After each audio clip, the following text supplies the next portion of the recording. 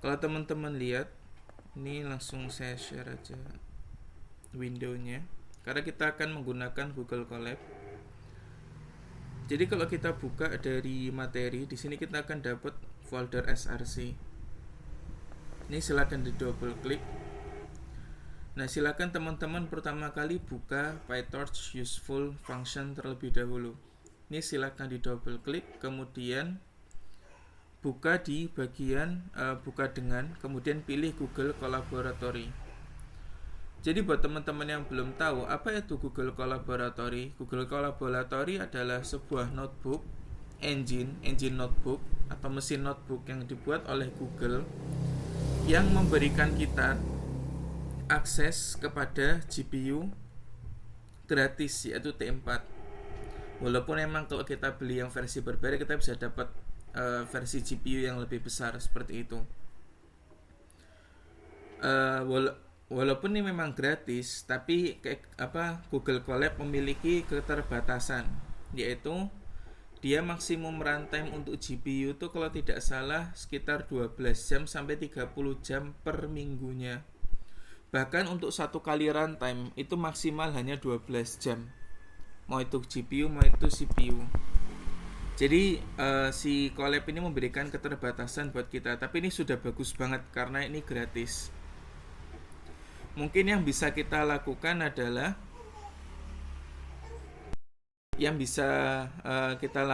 seperti saya memiliki banyak email. Nah, itu juga salah satu tips supaya gimana kita bisa menggunakan Google Colab lebih dari 12 jam sampai 30 jam per minggunya. Maka kita bisa menggunakan multiple account untuk menjalankan project-projectnya.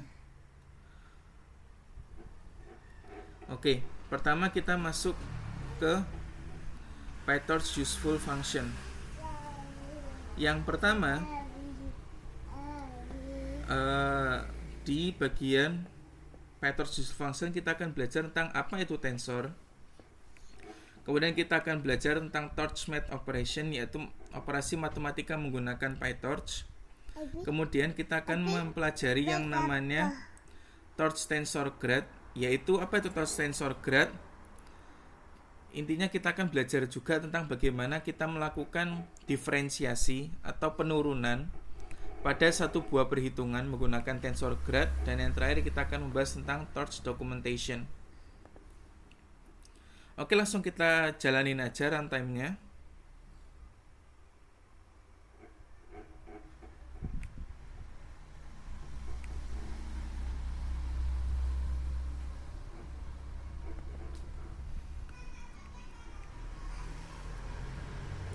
Apa itu tensor? Tensor adalah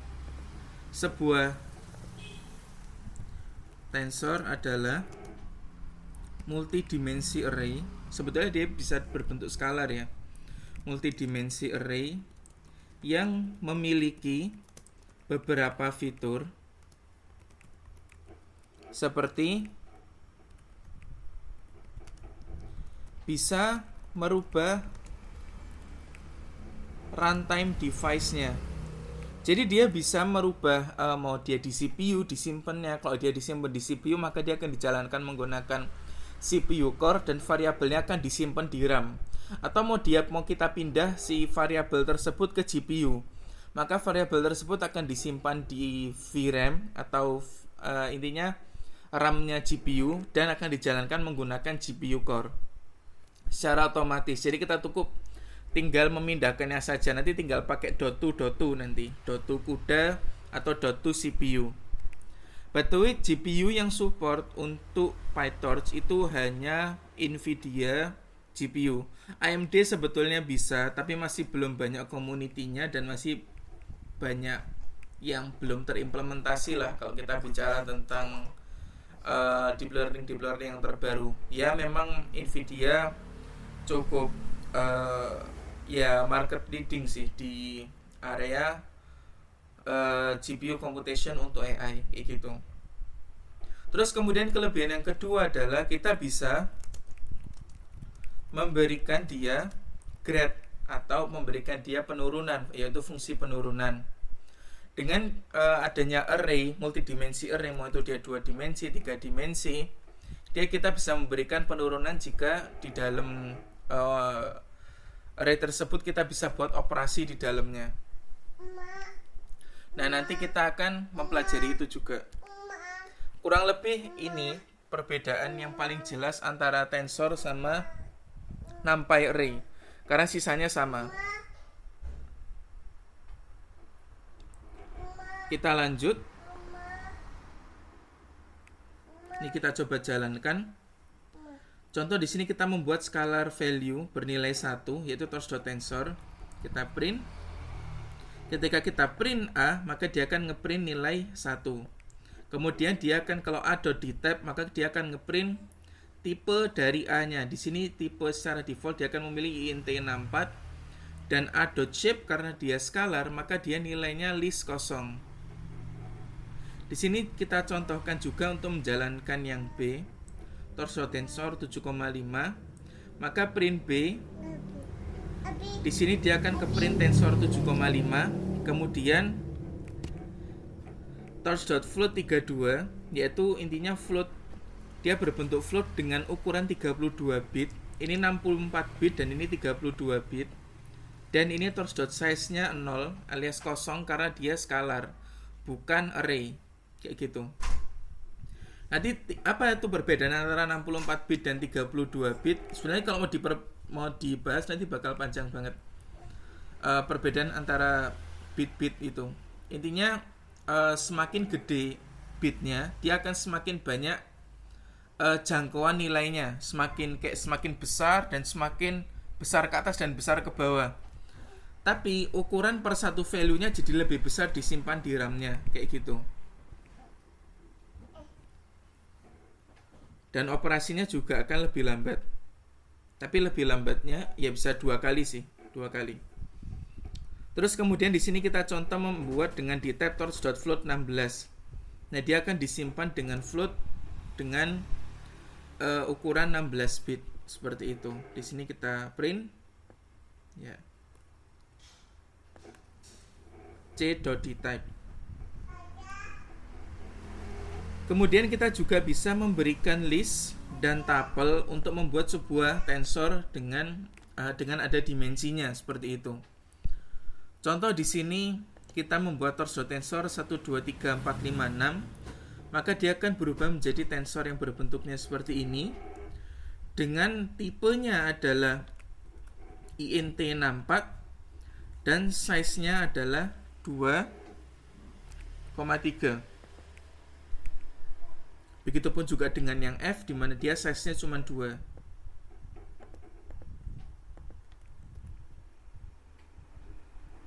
Oke. Jadi ini tentang tensor. Oh iya, mungkin tadi aku sedikit kelewatan ya. Mungkin kalau teman-teman yang belum tahu apa itu NumPy. NumPy itu sebetulnya sama dengan PyTorch, tapi tanpa dua fitur ini. Tapi memang NumPy itu intinya NumPy adalah sebuah library untuk melakukan operasi matrix kayak gitulah, matrix atau aljabar linear. Statistik juga bisa. Jadi kayak intinya operasi-operasi matematika pada sebuah matrix, pada sebuah data, maka NumPy adalah framework yang mungkin awal teman-teman pakai. Kayak mungkin teman-teman mau melakukan rata-rata atau menghitung standar deviasi, teman-teman mau lakukan perkalian matriks, teman-teman mau melakukan operasi matriks yang lain, maka NumPy bisa jadi opsi kayak gitu. Contoh di sini kita import NumPy SNP ya. Kita import package NumPy. Kemudian setelah kita import package NumPy, kita coba definisikan X sama dengan np.array, yaitu 1, 2, 3, 4, 5, 6, 7, 8. Di sini ketika kita print X sama X.dtype-nya, maka dia akan mengeluarkan hasil seperti ini, yaitu ini adalah format ngeprint dari NumPy array, dan dia akan ditulis int64 aja, walaupun sebetulnya tipe datanya adalah np.int64 alias numpy.int64. Kemudian kita kalau ingin merubah dari numpy ke tensor, cukup memasukkan torch.tensor dan memasukkan nilai numpy-nya atau objek numpy-nya. Setelah itu, ketika kita print lagi, dia akan menjadi tensor. Kalau seandainya kita kepingin merubah tensor yang disimpan di memori masuk di GPU, maka tinggal kita berikan komen x.kuda. Kalau kita mau merubahnya kembali, tinggal ke x.cpu, kayak gitu. Terus kalau seandainya kita kepingin merubah dari tensor ke numpy, yaitu bisa kita kembalikan dengan x sama dengan x.numpy. Kemudian kita print x.dtype. Kenapa kok, mungkin ada pertanyaan loh, kenapa kok kita harus mengembalikannya kembali ke numpy? Terkadang PyTorch itu kan dia memiliki eksklusivitas ya, sedangkan numpy itu tidak. Pada beberapa fungsi dan beberapa operasi, teman-teman itu membutuhkan yang namanya numpy, lebih dibutuhkan daripada tensor, kayak gitu. Contoh, ini aku tambahin satu blok. Contoh nilai x ini saya bikin .kuda. Ketika saya kepingin merubahnya x sama dengan x.numpy,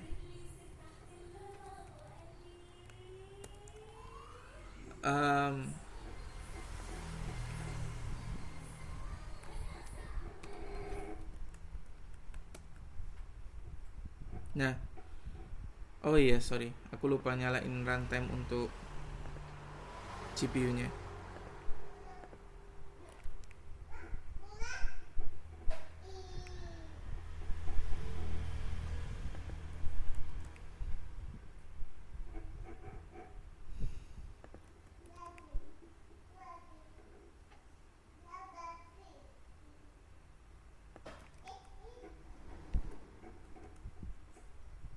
Nah, cannot convert CUDA device type tensor to numpy, use.cpu dulu untuk merubahnya ke numpy. Maka untuk merubahnya dia ke numpy, kita harus berikan lagi tambahan yaitu CPU. Baru dia bisa kerubah ke CPU. Baru bisa berubah ke numpy. Contoh lagi yang lain, kita memberikan torch.tensor x.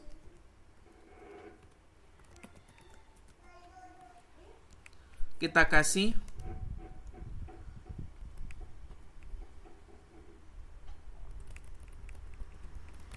requires grade-nya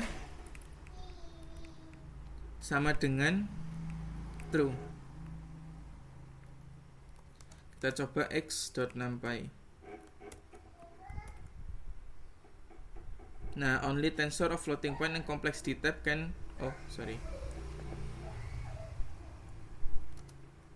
dtype sama dengan torch.float 32. Nah, di sini dia tidak cannot call numpy on tensor that requires grade. Kita nggak bisa merubah langsung x yang memiliki yang bisa diturunkan nilainya itu langsung ke numpy. Maka itu kita harus memberikan tambahan komen .detach. Maka itu kalau seandainya sebuah variabel itu dia ada di GPU dan dia juga ada di dan juga memiliki nilai gradient value, maka yang harus kita lakukan adalah melakukan .cpu.detach, dan itu hal yang bakal cukup sering teman-teman lakukan. Oke, lanjut ke torch math operation. Di sini contoh saya buat 2 buah list atau 2 buah vektor. 1 2 3 4 dan 2 3 4 5. Pertama di sini ada penambahan, yaitu kita bisa menggunakan torch.add atau menggunakan regular expression dari Python a plus b. Dan untuk pengurangan kita bisa menggunakan torch.subtract b, a dan regular b minus a. Dan kemudian kita juga bisa melakukan multiplikasi dengan torch.mul atau menggunakan bintang. Dan kita bisa menggunakan pembagian, yaitu menggunakan torch divide atau menggunakan per, dan dua-duanya sama aja hasilnya. 3579 111 111 26 12 20 26 12 20 dan seterusnya sampai bawah. Kemudian untuk penjumlahan kita tinggal menggunakan torch.sum aja, yaitu 1 tambah 2 tambah 3 tambah 4 adalah 10. Kalau mau dirata-rata cukup torch.min, tapi kita perlu untuk merubahnya menjadi floating point alias float untuk supaya bisa dijalankan rata-ratanya. Kalau enggak nanti error. Begitupun juga untuk menghitung standar deviasi. Dan yang terakhir adalah matrix multiplication, yaitu yang sudah pernah kita pelajari. Mungkin kalau teman-teman belum pernah mempelajari matrix multiplication, jadi matrix multiplication itu contoh di sini ada A, B, C, D, E, F, G, H. Maka matrix multiplication yang terjadi adalah yang di sini A kali E ditambah B kali G.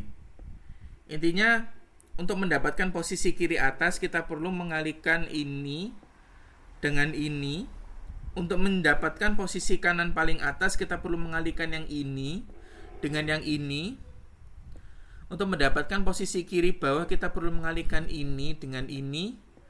Dan posisi kiri kanan bawah kita perlu mengalihkan ini dengan yang ini. Intinya menggunakan formula AE plus B kali G kayak gitu. Contoh di sini ada 1 1 1 1 2 2 2 2. Maka 1 kali 2 2, 1 kali 2 2, 2 tambah 2 4. 1 kali 2 2, 1 kali 2 2, 2 tambah 2 4. Maka hasil output matriksnya adalah 4 4 4 4 kayak gitu.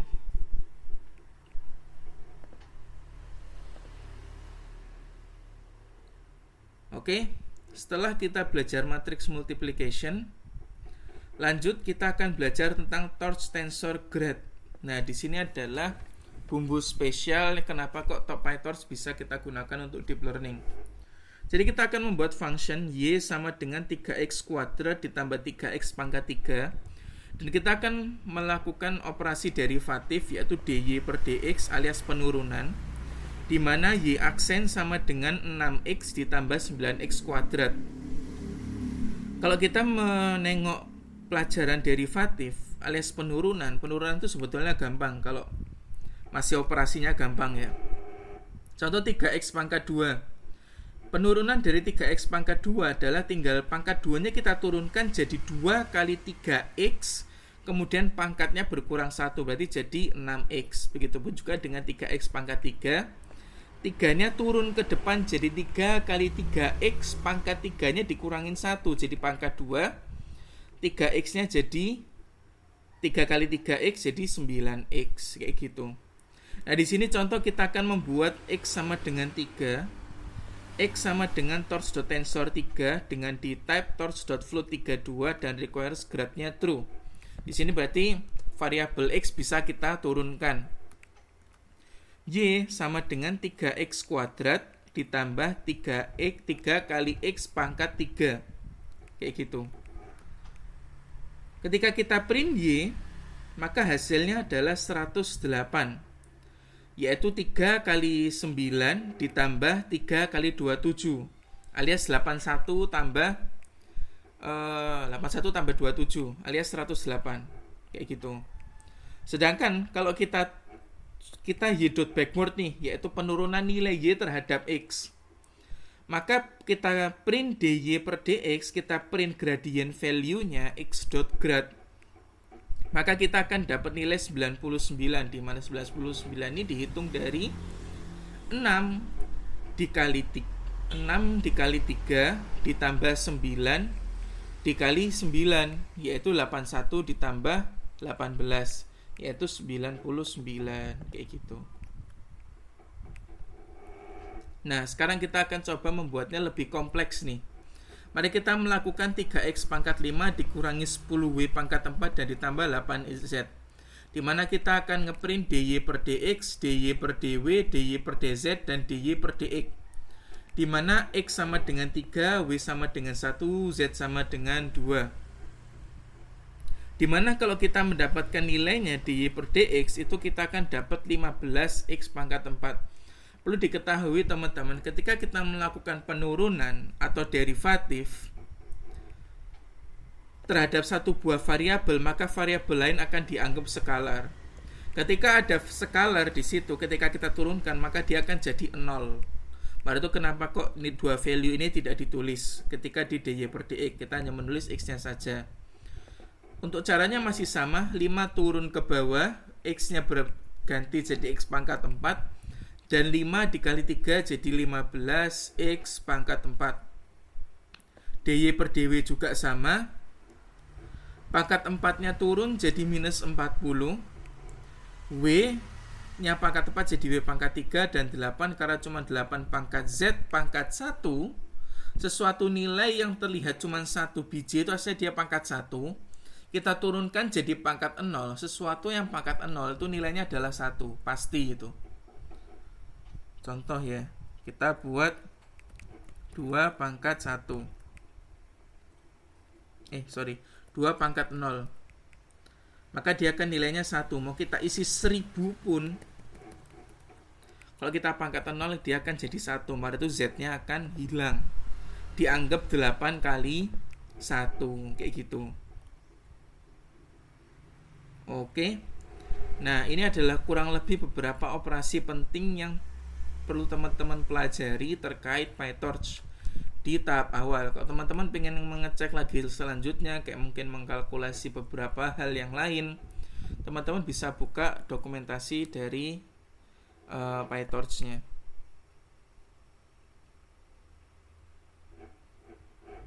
Ya, itu silakan teman-teman cari contoh. Teman-teman kepingin apa nih? Teman-teman sudah belajar yang namanya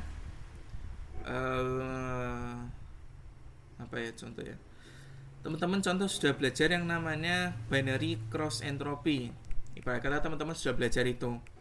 Nah, teman-teman tinggal cari aja di sini binary cross entropy. Nah, ini tinggal teman-teman buka salah satunya. Kemudian teman-teman baca parameternya, ada input, target, weight, size, average, dan dibaca penjelasannya apa. Kemudian nanti dia akan nunjukin example kayak gitu.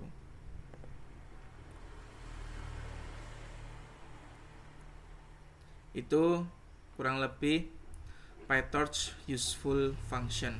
Setelah kita belajar PyTorch useful function, saya kasih teman-teman satu pertanyaan. Lebih tepatnya saya kasih ke teman-teman kesempatan untuk bertanya satu pertanyaan aja. Monggo, saya tunggu 1 menit. Kalau ada yang mau bertanya, satu aja pertanyaan.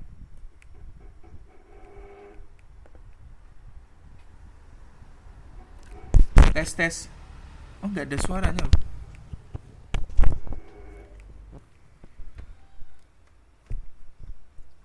Ada, Pak.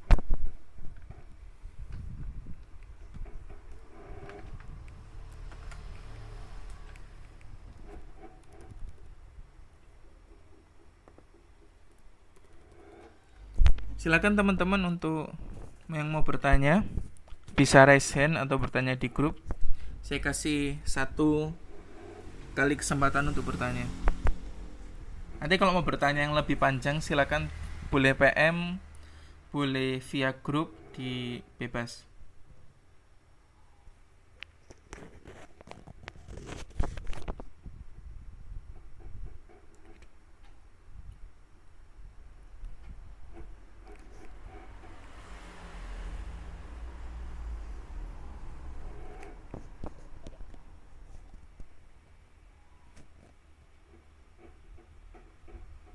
Tes, sudah keluar mas suaranya?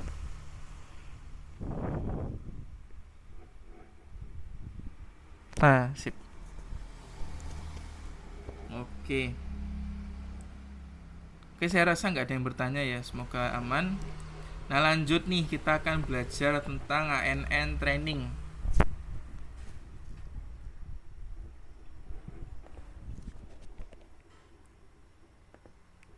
Ini runtime-nya jangan lupa di disconnect dulu. Nah, ANN training with dummy dataset. Jadi kita mau ngebuat apa sih di sini? Jadi kita itu mau membuat yang namanya sistem persamaan linear 4 variabel. Mungkin teman-teman sudah pernah belajar ini di SMP, yaitu sistem persamaan linear 1 variabel atau sistem persamaan linear 2 variabel. Atau mungkin sistem persamaan linear 3 variabel di SMA. Nah, neural network is all about variabel itu. Jadi neural network, contoh nih, kita ada satu node ya. Di sini neural network yang paling simpel itu adalah satu node, dan di sini mungkin ada multiple input. Let's say ada 4 input seperti yang kita akan buat.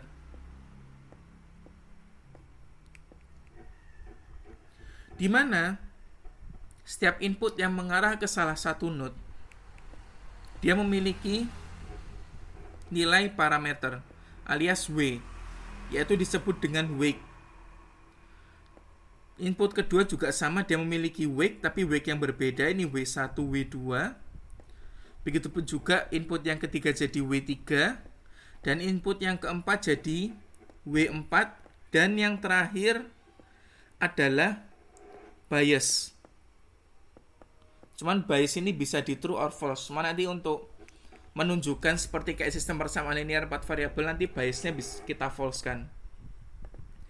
Dimana rumus dari output node, out node sama dengan I1 alias input 1 dikali W1 ditambah I2 dikali W2 ditambah I3 dikali W3 ditambah I4 dikali W4 ditambah bias.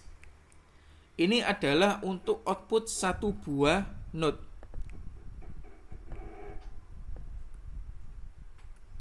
Satu buah node yang sudah kita gambar. Nah, nanti dari output ini dia akan baru mengeluarkan satu buah nilai, yaitu out node. Ini yang akan kita buat pada pertemuan kali ini. Jadi kita akan membuat sebuah neural network di mana inputnya 4 dan outputnya 1. Mungkin di sini teman-teman akan bertanya, apakah output node-nya bisa kita buat 2? Jawabannya bisa. Contoh nih, kita ingin melakukan sebuah tugas yang namanya single object detection. Oke, loh, apa itu single object detection? Contoh di sini ada sebuah gambar, terus kemudian di sini ada kucing, terus di sini kemudian kita melakukan kotak kayak gitu ya, kita kasih kotak dia. Nah, setelah kita kasih kotak atau bounding box, itu sebetulnya dia, tapi ini single ya, alias cuma satu objek aja, dia memiliki nilai XY untuk ujung atas dan XY ujung bawah. Atau bisa menggunakan XY midpoint dan width height. Tapi di sini untuk mempermudah, saya akan menggunakan koordinat kiri atas dan koordinat kanan bawah sebagai outputnya. Maka outputnya, inputnya adalah gambar, inputnya adalah image. Yang mungkin image-nya itu nanti kita akan breakdown lagi lebih lanjut di CNN. Dia inputnya image dan output dari node-nya atau output dari layer-nya adalah 4 biji. Yaitu X, Y, X, Y. Itu adalah output yang kita inginkan. Jadi aku kepingin masukin ke dalam sebuah neural network itu gambar, di mana dia menghasilkan output 4 biji, yaitu kiri atas dan kanan bawah, X, Y, X, Y. Yang nanti mungkin akan ada loss function untuk membenarkan ini seiring berjalannya waktu. Nah, setelah kita ngebuat neural network, berarti selain outputnya apakah bisa dibuat lebih dari satu? Bisa, kita sudah jelaskan. Kemudian apakah kita bisa memberikan layer tambahan di tengah? Jadi nggak cuma satu layer gini aja. Jadi mungkin pengen dibentuk seperti ini, 1, 2, gini, gini, gini. Terus nanti mungkin outputnya 1 atau mungkin outputnya 2. Jawabannya bisa. Contoh di sini kita kasih inputnya 2 aja biar gampang gambarnya.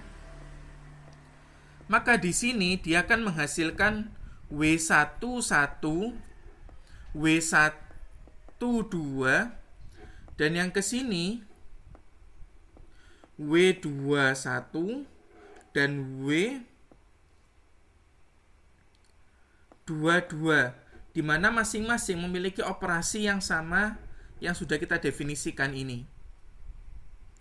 Tapi mereka secara independen ya, nggak terus dua node ini menjadi satu, enggak. Tetap ini jadi output node 1 dan ini jadi output node 2. Baru nanti di sini dia akan menjalankan weighting lagi, output node 1 dikali W11 dikali ditambah output node 1 dikali bukan gini. Output node 1 dikali W11, output node 2 dikali W12, kemudian output node 1 dikali W21,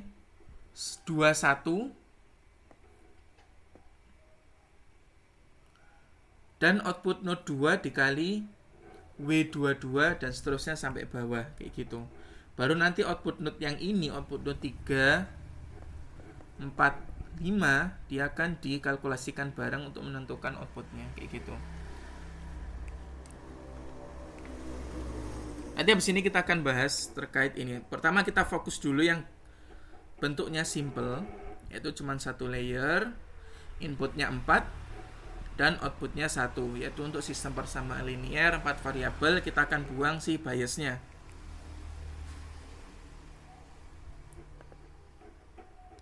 Di sini kita akan membuat dummy functionnya dulu, yaitu function x1, x2, x3, x4 sama dengan x1 dikali w1 ditambah x2 dikali w2 ditambah x3 kali w3 dan x4 kali w4. Aku kepingin nanti output dari parameter yang kita bikin itu adalah 1, 2, 3, 4. Kemudian di sini contoh kita example jalankan function. Contoh di sini kita kasih x1, x2, x3, x4 1, 2, 3, 4. Maka dia akan mengoutputkan nilai sebesar 30. Di sini mari kita membuat dummy datasetnya. Pertama kita import NumPy SNP. Kemudian dev create dummy dataset. Di sini kita akan membuatnya sebanyak 1000. Di mana x sama dengan np.random.randin dari 0 sampai 2000. Apa itu np.random.randin? Jadi kita akan membuat sebuah nilai secara acak dari 0 sampai 2000 dengan ukuran matriksnya n,4 alias n itu jumlah sampelnya, 4 yaitu untuk merepresentasikan x1, x2, x3, x4. Setelah kita berhasil nge-generate x-nya, saatnya kita untuk nge-generate si y-nya.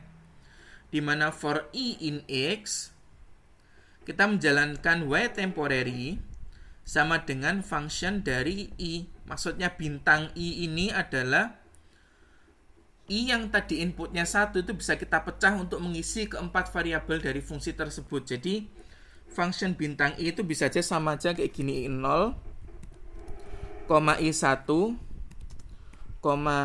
i2. Jadi kita pecah kayak gitu. Tapi untuk mempermudah kita kasih bintang i. Terus kemudian y.append, yaitu kita append kepada listnya ini, kita tambahkan hasil outputnya. Dan terakhir kita rubah y-nya ke dalam bentuk array.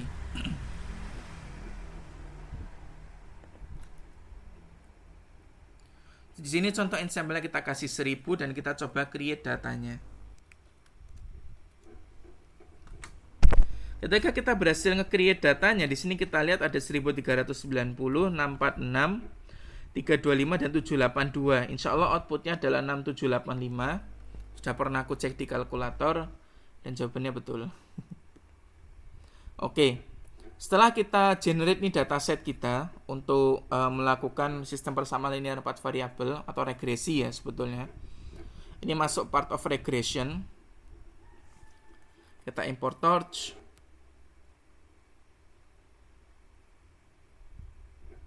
Kemudian X sama dengan torch.tensor, kita rubah dia ke tensor dan rubah ke di tab-nya ke float32. Kemudian kita print X sama Y-nya.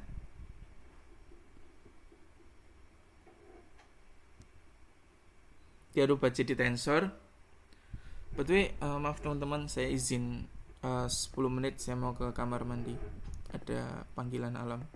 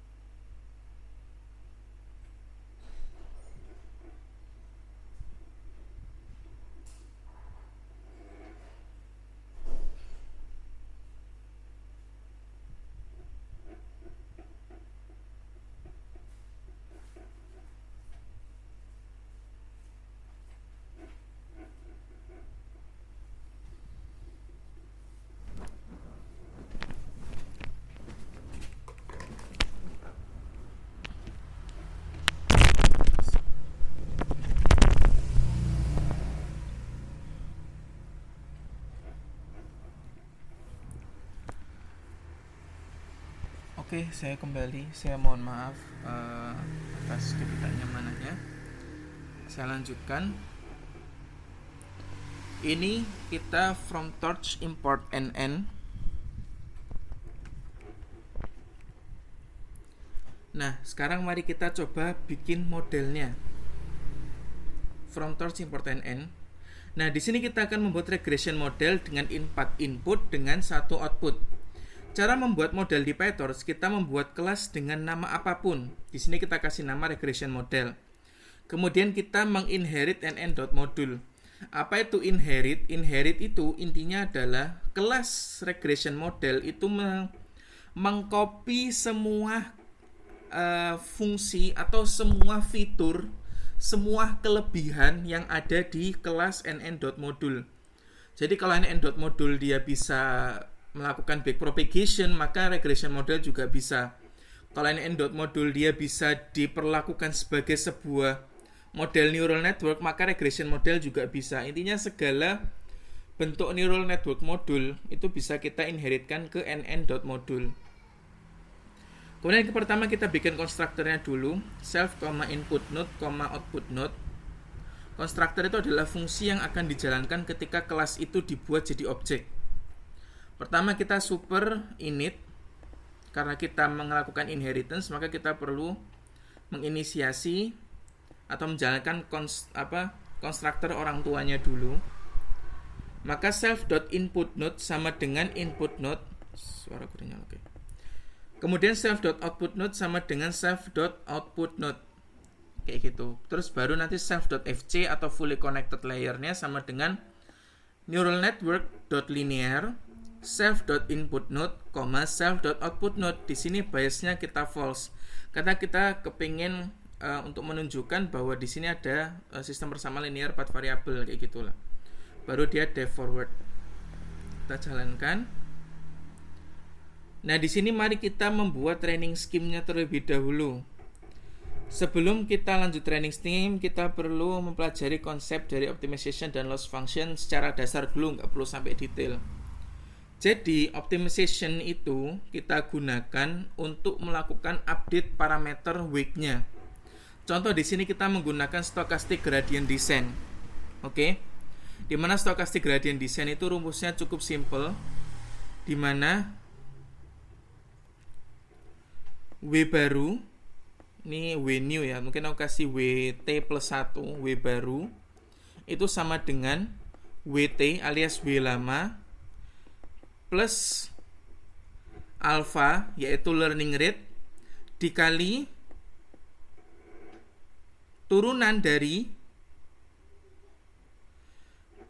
DL per DW per DW ini. Contoh ini kita mau ngupdate W1 ya.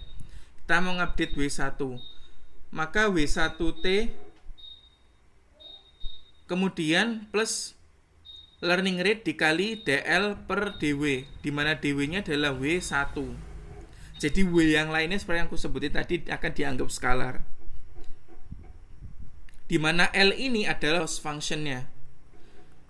Dan L ini sama dengan, kalau di sini nanti kita akan pakai mean squared error.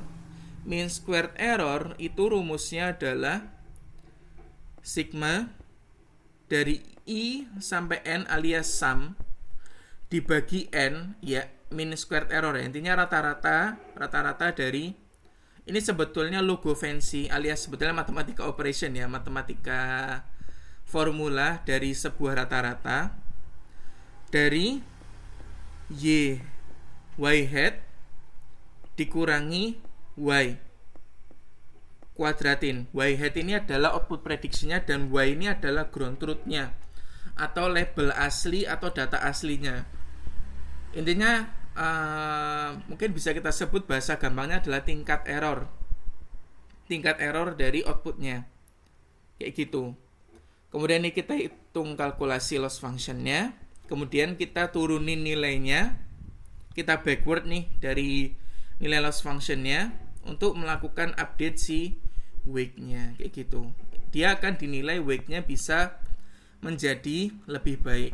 Berarti optimization ada macam-macam, ada Adam W. Tapi aku pribadi tidak mempelajari itu, tapi bebas kalau teman-teman mau belajar tentang optimization yang lain-lain. Mungkin karena aku hidupnya di lingkungan industri, aku tidak membutuhkan itu. Begitu. Oke, lanjut. Ini loss maksudnya kita pakai MSE loss, mean squared error loss. Nah, di sini kalau kita namanya mau ngetrain sebuah neural network, kita nggak bisa ngelempar sebuah value nih. Contoh dia nilainya kan ada x1, x2, ini contoh 1, 1, 1, 1 ya, biar gampang. Nggak bisa. Ini kita harus dia bikin dalam bentuk batch. Batch itu tuh minimal ada satu batch, alias berarti kita bentuk seperti ini. Nanti dia bentuknya seperti ini. Jadi bukan list yang mungkin 1 kurung siku, tapi list yang 2 kurung siku. Jadi kalau seandainya dia ada 2 batch, ya maka dia akan ada 2 batch.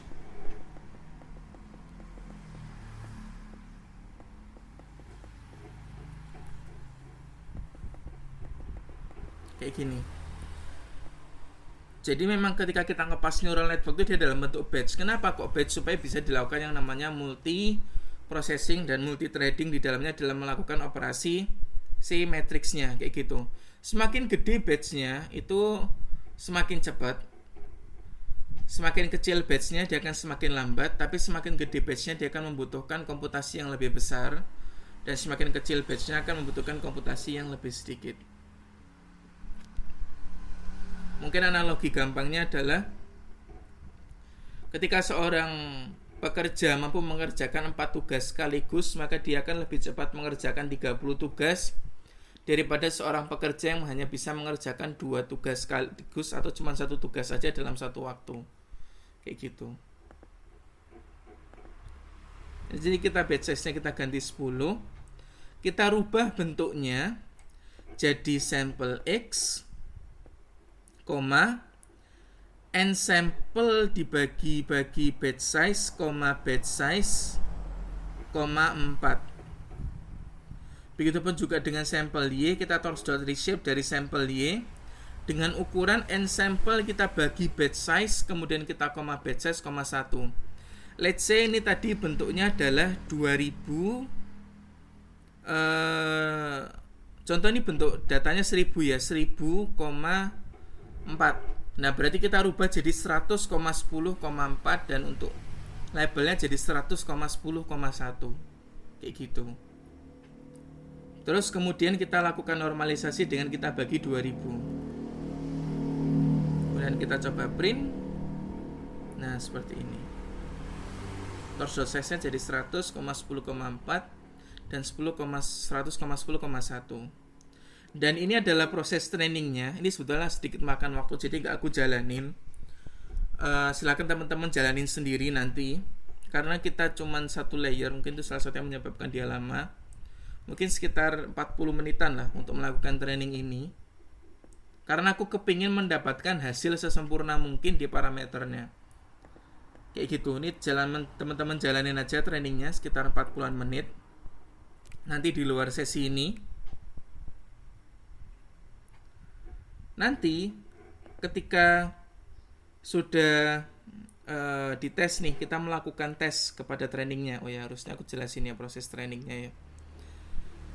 Di sini for E in range epoch 100. Mungkin teman-teman yang biasa belajar TensorFlow mungkin terkejut dengan training code-nya. Biasanya kalau pakai TensorFlow kan tinggal .fit aja, atau scikit-learn tinggal .fit.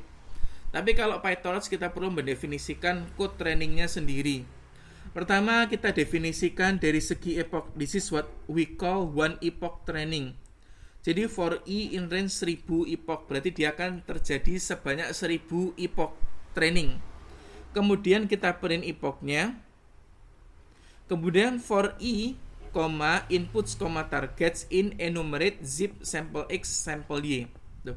Apa sih maksud dari program ini? Untuk setiap I, input, target kita iterasikan terhadap enumerate. Enumerate itu, jadi kalau kita ngejalankan enumerate terhadap for, biasanya kan kalau kita nge-for di Python ya, kita for Ini mungkin enaknya aku langsung bikin aja di sini buat nunjukin. Contoh ini for X in 1, 2, 3, 4, 5. Kemudian kita print X. Nah, maka dia akan menjalankan 1, 2, 3, 4, 5. Tapi kalau kita tambahin enumerate, maka di sini kita perlu tambahan yaitu index, x, kemudian nanti tinggal print index, x. Enumerate text at most. Oh ya, sorry.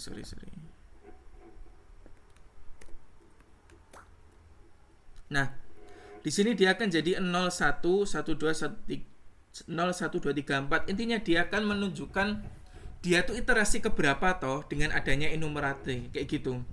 Jadi dengan adanya enumerate itu untuk menunjukkan dia tuh ada di iterasi keberapa, atau kalau di sini kan kita sebutnya sebagai step atau step training. Jadi step itu adalah satuan terkecil dalam satu kali training. Sedangkan epoch itu biasanya memiliki mungkin n dibagi batch kali step. Kayak contoh di sini n dibagi batchnya adalah 100, ya berarti dia akan ada 100 step per trainingnya. Kayak gitu. Sedangkan apa itu zip? Contoh di sini kita tambahin fungsi zip ya.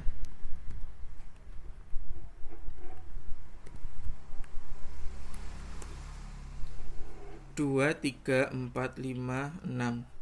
Kalau kita zip, maka dia akan menyatukan nilainya menjadi 1. Jadi 1 dengan 2, 2 dengan 3, 3 dengan 4, 4 dengan 5, 5 dengan 6. Jadi kayak dia tuh ngezip atau menyatukan dua nilai tersebut.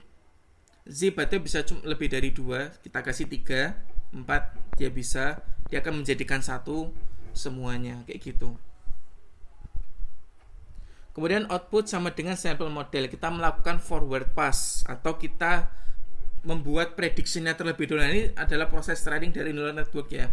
Kita membuat prediction-nya dulu. Dicek nih prediction-nya ngaco apa enggak. Oh, kita sudah dapat nilai loss-nya nih dari loss function. Kita melakukan kalkulasi loss function. Setelah itu, kita inisiasi ulang si optimizer-nya. Kita buat optimizer-nya tidak memiliki nilai gradient sama sekali. Kemudian kita lakukan loss.backward. Jadi dari loss yang sudah kita hitung, kita melakukan back propagasi ke belakang. Setelah melakukan back propagation, baru dia melakukan gradient step atau mengupdate keseluruhan wake yang ada. Jadi sebetulnya neural network itu kayak gitu. Forward pass, prediction, kemudian kita inisiasi si optimizernya untuk memiliki biar kosong lah intinya nilainya gitu. Kemudian kita melakukan loss.backward, yaitu melakukan back propagasi ke belakang, dan optimizer.step untuk melakukan update si wake-nya. Dan itu begitu terus dan begitu terus dan begitu terus sampai 100 step dikali 1000 epoch. Berarti ada berapa step tuh? Ada sekitar 100.000 step. Kayak gitu. Batu ini karena nilainya kecil banget ya. Kalau teman-teman kepengen trainingnya lebih cepat daripada 40-an menit, teman-teman bisa tingkatin batch size-nya sampai pol-polan. Ibarat kata teman-teman tinggal bikin sampelnya 1, batch size-nya 1000 itu insya Allah masih bisa jalan. Nanti bakal cepat banget trainingnya. Kayak gitu. Karena memang value-nya cuma sedikit banget. Ibarat kata nih, di sini value yang kita kalkulasiin cuma 5 biji, yaitu 4 input dan 1 output. Tapi nanti dalam kenyataannya nanti teman-teman, kalau seandainya teman-teman bekerja di deep learning ya, itu bisa ada jutaan nilai yang teman-teman operasikan kayak gitu. Maka itu di sini enteng banget sebetulnya. Ini kenapa trainingnya 40 menit ya, karena batch size-nya 10 aja kayak gitu. Oke. Setelah itu kita pengen cek nih wake-nya apakah betul sesuai enggak nih. 1, kan kita kepengen kalau kita cek dari function-nya, W-nya 1, W2-nya 2, W3-nya 3, W4-nya 4. Setelah kita cek di bagian parameternya si model,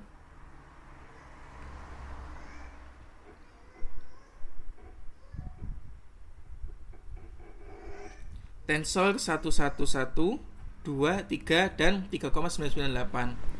Hampir mirip ya teman-teman wake-nya. Untuk cara ngeprint wake-nya pun kita bisa for param in sample model.parameters print param.data. Ini adalah kita pengen ngeprint nilai parameternya. W1 nya 1,0001, W2 nya 2, W3 nya 3,0001, W4 nya sama dengan 3,99998. Dan kalau seandainya kita inference pun, kita bikin inference function nih, kita kasih input, kita kasih preprocessing yaitu normalisasi, kemudian kita outputin, dan outputnya kita denormalisasi atau post processing, kemudian kita return. Nah ini contoh kita inference sama hasil functionnya, yaitu yang satunya 49,9999 dan yang satunya 50, yaitu masih mirip banget tapi nggak sempurna. Maka dari itu neural network kurang bagus digunakan untuk hal-hal yang bersifat aku lupa nama bahasanya. Intinya dia bersifat pasti kayak gitu, logical pasti, suatu logik yang pasti, maka neural network kurang bagus. Tapi kalau logiknya itu semantik, semantik itu apa? Contoh di sini ada gelas. Di sini ada gelas. Apa sih yang mendefinisikan gelas? Oh, gelas itu atasnya bundar, bawahnya bundar. Mangkok juga. Ada corong masuk ke dalam mangkok juga. Apa yang membedakan gelas-gelas itu dipakai buat minum? Mangkok juga. Ya intinya hal-hal yang berbau semantik. Biasanya adalah mungkin neural network kan kita kasih gambar gelas sama mangkok, dia akan pelajari, oh perbedaan gelas sama mangkok itu adalah di ketinggiannya. Seperti itu. Jadi hal-hal yang berbau semantically, logik-logik yang semantik, seperti kayak perkataan tentang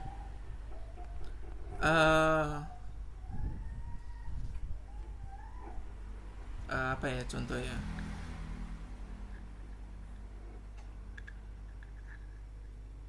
kurang ajar, mungkin itu salah satu contohnya. Kurang ajar, ajar itu kan sebetulnya kata dasar dari ajar mengajar. Itu kalau kita pakai conditional logic biasa, maka di situ dia akan berarti kurang ajar, kan berarti dia kurang diajari. Tapi kalau kurang ajar kita gabungkan, sebenarnya kan dia memiliki nilai yang berbeda ya, atau arti yang berbeda. Ya memang kurang ajar itu kayak ya kurang ajar. Ya teman-teman paham lah arti dari kurang ajar kayak gitu. Jadi neural network itu bagus untuk sesuatu yang logik-logik semantik kayak gitu, sesuatu yang tidak bisa didefinisikan secara program, secara letter luck kayak gitu. Cukup susah lah untuk melakukan hal itu kalau tanpa neural network. Pada itu kenapa neural network sering dikali digunakan untuk data-data yang bersifat unstructured, seperti image, teks, audio. Kalau untuk tabular, neural network masih bersaing dengan traditional machine learning yang ada kayak gitu. Mungkin ini kurang lebih untuk ANN training.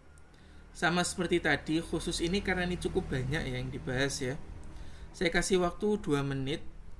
Silakan satu pertanyaan, monggo.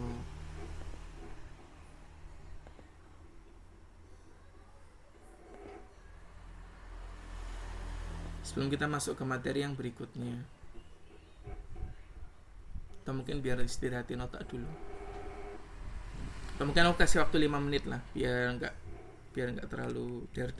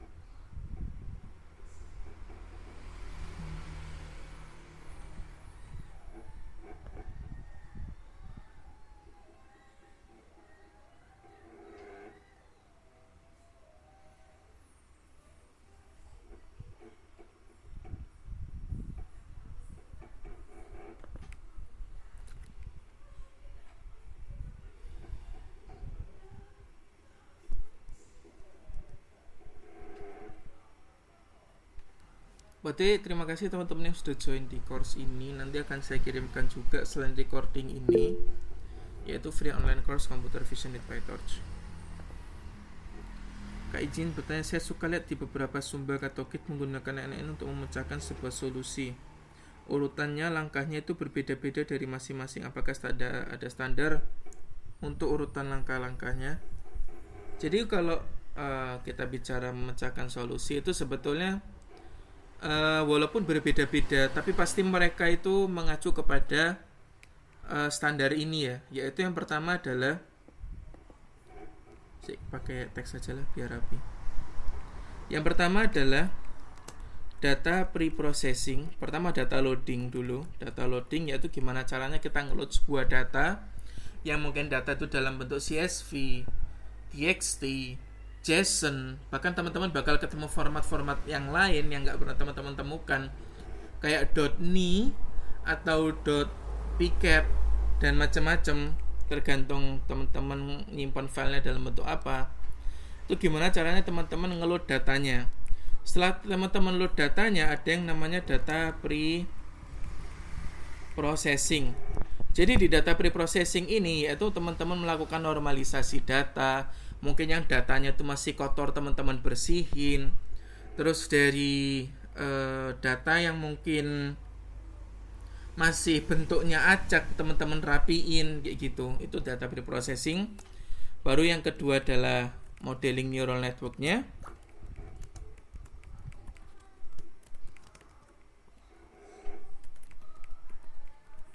Setelah teman-teman modeling neural network-nya, baru teman-teman coba train untuk modelnya, train and evaluation. Baru kalau terakhir biasanya sih buat inference function kayak gitu. Dan sebetulnya ini step terakhir di industri ya biasanya, yaitu deploy your model serving lah,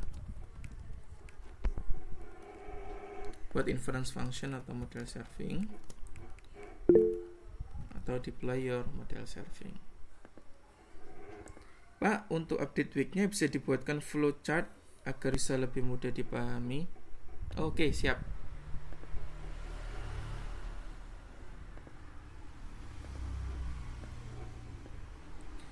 Jadi contoh ini yang awal ya. Pertama ada input masuk, ada input datang ya. Input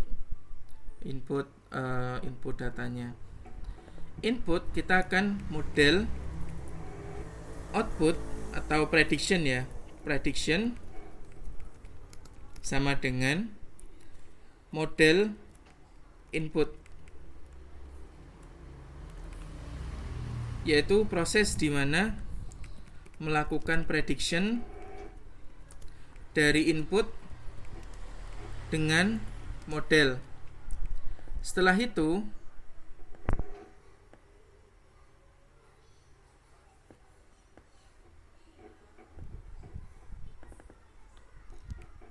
kita hitung loss function-nya, menghitung loss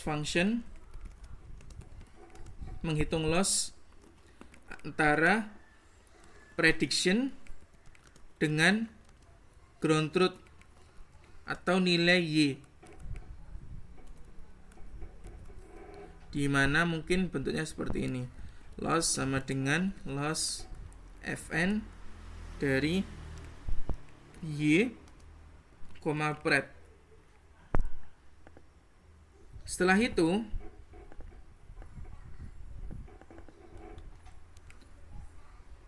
melakukan inisiasi ulang terhadap optimizer-nya.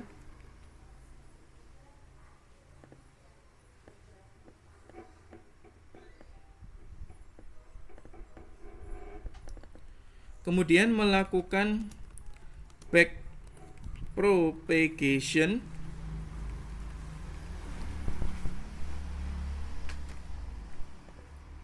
Setelah melakukan backpropagation, yaitu yang loss.backward itu, optimizer melakukan update wake. Setelah itu proses akan kembali berjalan ke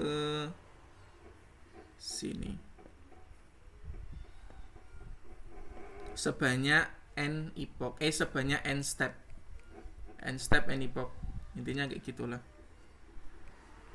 Dia akan muter-muter, jadi dia ke bawah, terus nanti ke atas lagi. Jadi kayak begitu terus, muter-muter sampai dia pinter, kayak gitulah si model AI-nya. Bisa dipahami? Ini saya coba screenshot, cuman kalau screenshot bentar. Clear Pak, terima kasih Pak, ini jelas sekali Pak. Alhamdulillah, siap. Tak screenshot dulu. Ini tak upload di, aku takut rodo ngeblur, tapi nggak apa-apa, tak coba. Tak screenshot, tak upload di drive.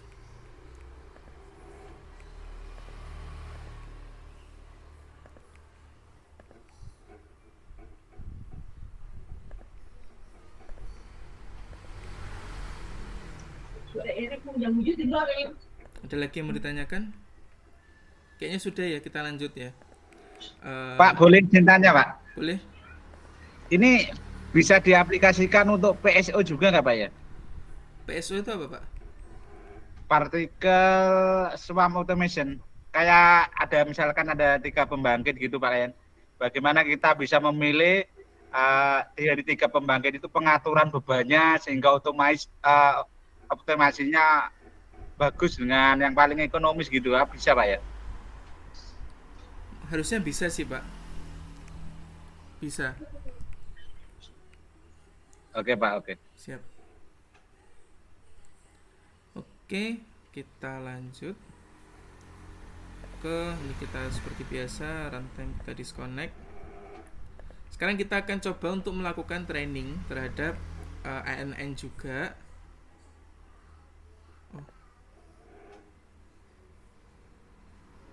Sorry, ini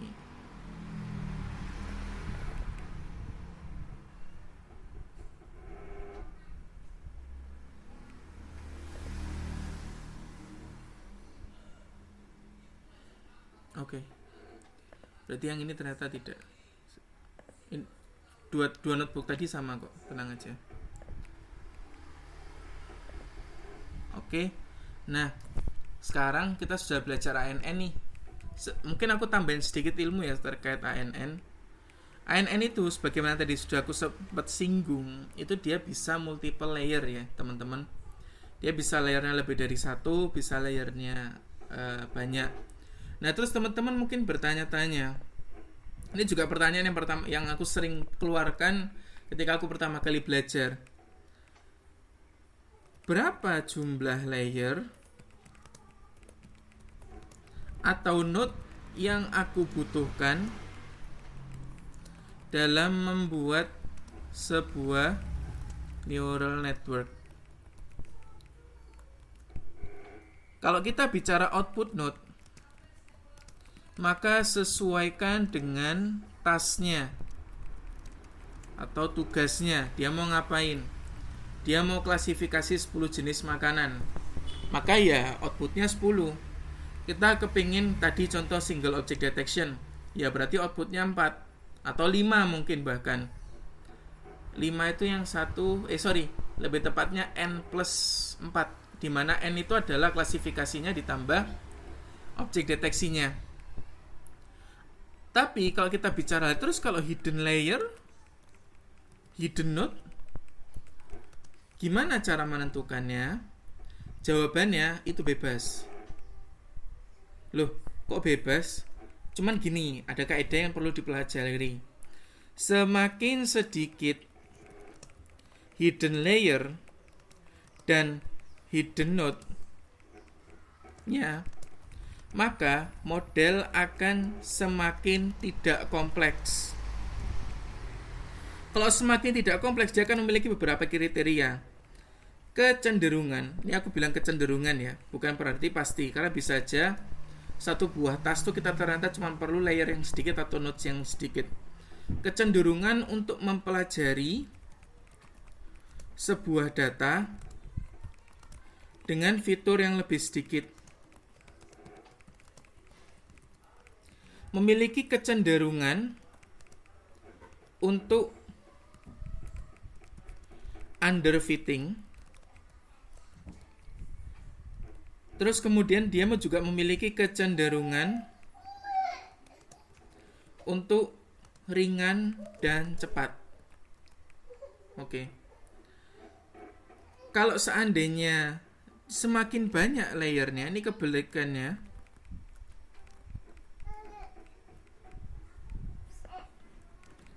Semakin banyak hidden layernya dan hidden node-nya, maka model akan semakin kompleks. Dengan memiliki ciri-ciri, yaitu kecenderungan untuk mempelajari sebuah data dengan fitur yang lebih banyak,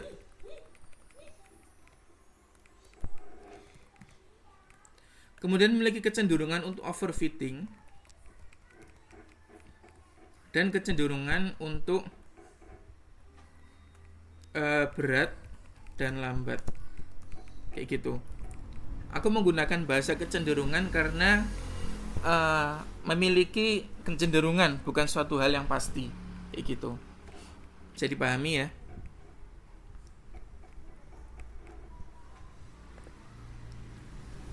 Kalau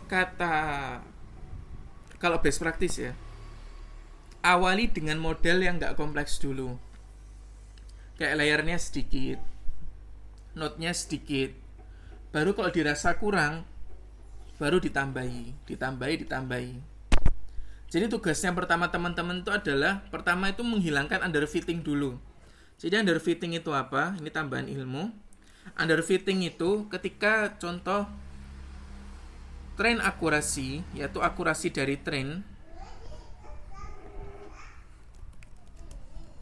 akurasi itu jelek banget. Jadi train akurasi yang kita harapkan itu adalah jelek banget. Lah kalau train akurasinya jelek, apalagi tes akurasinya pasti jelek juga. Kayak gitu. Kalau overfitting, train akurasinya bagus, tapi tes akurasinya jelek, itu overfitting. Jadi underfitting itu adalah dia kurang dalam mengefitnya tuh kurang. Tapi kalau overfitting, dia ngefit training datanya tuh terlalu over, sampai dia ibarat kata mengingat data train. Jadi kalau seandainya ada data yang di luar data ini, dia sudah bingung, ini apa maksudnya, kayak gitu. Itu adalah overfitting dan underfitting. Biasanya kalau kita training, yang pertama kali kita incar adalah overfitting dulu. Loh, kenapa? Bukan overfitting gak bagus ya? Betul, overfitting gak bagus, tapi itu memudahkan kita. Kita biasanya kan kalau dalam engineering itu menyelesaikan problem itu satu-satu, nggak kita makan semuanya barengan. Kita overfitting dulu, karena overfitting masih tetap lebih baik daripada underfitting. Baru kemudian setelah kita overfitting, baru kita mulai mengurangi si overfitting dan start to make the model generalize to other sample, kayak gitu. Jadi supaya tes akurasinya juga bagus. Kita sudah bikin tes akurasinya bagus, saatnya bikin tes akurasinya juga bagus, kayak gitu. Tes akurasi yang bagus itu bagaimana? Jadi kan biasanya akurasi itu atau matriks itu dia bernilai dari 0 sampai 1. Kalau seandainya menggunakan nilai 0 sampai 1 atau 0 sampai 100. Ketika kita bilang train akurasi bagus, itu adalah tergantung golden state yang kita tentukan di awal. Karena tidak semua tugas itu memiliki paradigma bagus yang sama. Contoh, kita memiliki tas mengklasifikasikan ras kucing, di mana ras kucing itu cukup susah untuk diklasifikasikan karena banyak banget yang mirip. Kita bicara dengan akurasi 85% itu sudah bagus, yaitu golden state-nya 85%. Karena manusia biasa bisa membedakan ras kucing di akurasi 85%. Maka sistem kita paling tidak harus bisa nyentuh 85%. Contoh sistem kita membedakan kucing sama anjing, ya harus bisa 99,5% atau lebih dong. Karena kucing sama anjing itu beda banget. Nah, maka dari itu harus bisa juga golden state-nya segitu. Kayak gitu. Jadi untuk menyebutkan train akurasi itu bagus atau jelek itu tergantung golden state-nya berapa. Begitu. Kalau regresi sih biasanya pakainya error rate ya, bukan akurasi. Error rate. Kalau regresi, kalau akurasi itu biasanya klasifikasi. Setiap tugas di machine learning memiliki matriksnya sendiri-sendiri lah. Ini nggak harus akurasi ya, karena biasanya akurasi itu jadi bahasa umum untuk orang awam. Biasanya kalau kita presentasi kita tetap nyebutinnya akurasi, walaupun mungkin akurasi itu metode perhitungan akurasi itu nggak selalu akurasi, bisa dengan beberapa pendekatan matriks-matriks yang lain. Karena supaya mudah dipahami sama klien kayak gitu. Atau sama user. Oke. Pak, boleh izin tanya, Pak? Boleh. Ini kan saya alhamdulillah pas ini lagi ngerjain tugas akhir dengan Jolo. Itu kan trainingnya cuma dapat 0,8. Untuk dapat menaikkan akurasi sampai 0,9 itu kira-kira gimana, Pak ya? Saya mentok karena kemarin saya coba beberapa training malah gagal di Google Colab. Gimana kira-kira, Pak ya? Untuk training Jolonya sendiri nge-training apa ya, Pak? Nah, untuk ini Pak, saya klasifikasi ini Pak, API. Jadi ada pekerjaan yang menimbulkan api di bengkel kan ada beberapa seperti pengelasan, penggerindaan. Nah itu saya coba klasifikasikan dengan 4 kategori gitu Pak. Oke. Coba itu aja sih Pak, dibuat error analysisnya Pak. Kira-kira 0,8 itu tuh paling jelek di mana? Di kelas apa?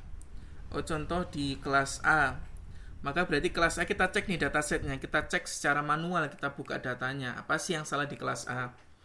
Oh, mungkin dia kekurangan sampel atau dia kekurangan variasi data, itu juga bisa. Perlu dibuatkan yang namanya error analysis gitu, Pak.